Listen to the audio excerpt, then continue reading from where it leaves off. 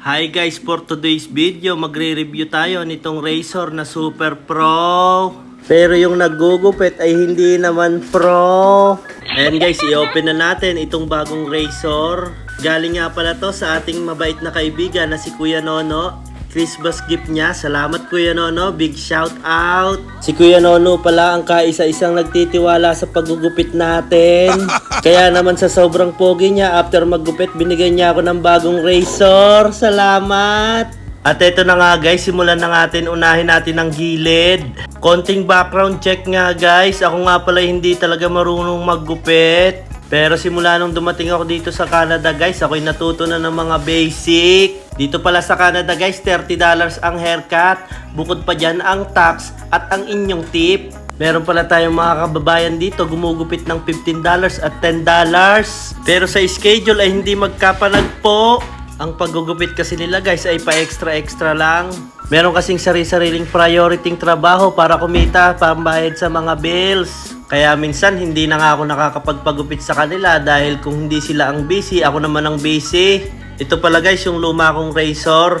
Ilang taon ko rin itong napapakinabangan hanggang ngayon. Sa razor na to, natuto ako ng mga basic upang magupitan ko ang sarili ko. Nakita ko lang yun guys sa basurahan, kaya naman aking kinuhat pinakinabangan. Katulad mo, huwag ka mawalang pag-asa bilang individual, meron ka pang pakinabang. Dahil nga natuto na tayo ng mga basic, meron ng mga batang nagtitiwala. Bakit naging ganun ang tono ko guys? Para na akong si Nobita. Ganito pala magsalita si Nobita. Bago kasi ako mag-record guys, pinanood ko muna yung mga vlogger kung paano sila mag-voice over. Ngayon tuloy, para tuloy akong nahahawa kung paano sila mag-voice over. Ganito pala kahirap mag-voice over. Kung papanoorin natin guys, yung mga nagbablog tapos nagbo-voice over, parang kadali-dali. Ngayon ko lang napagtanto, napakahirap pala. Tapos ang hirap-hirap mag-isip ng sasabihin. Mabalik nga tayo guys sa aking paggugupit, halos tapos na ang tabihan. Kitang-kita nga na parang pumopogi na ulit. Sabi ko naman sa inyo, basta malinis lang ay ayos na. Atin na nga binilisan dyan dahil baka kayo naiinip na. Makikita nyo pala dyan guys kung paano ko tinitira yung likod. Ini-straight ko lang pala yung razor dyan para straight na.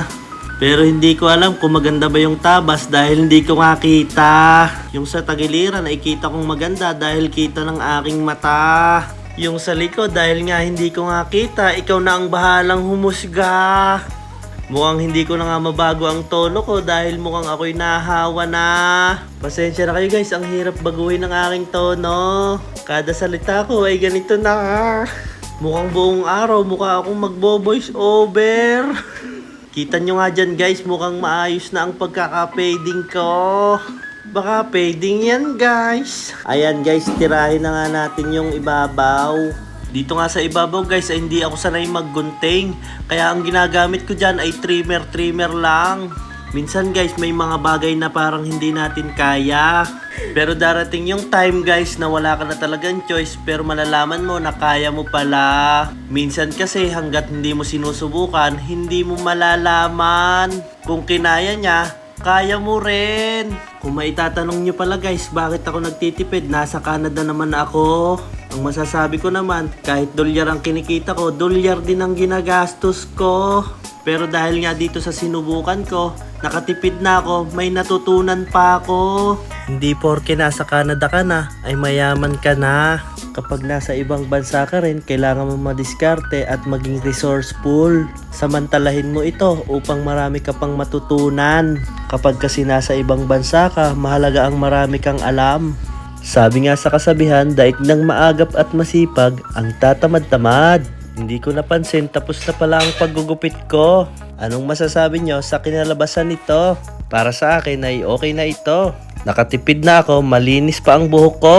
Kung nagustuhan nyo guys ang video na ito, huwag nyong kalimutan mag-subscribe. Huwag nyong kalimutan mag-share at mag-follow. Diyan na kayo, ang sakit na ng pangako.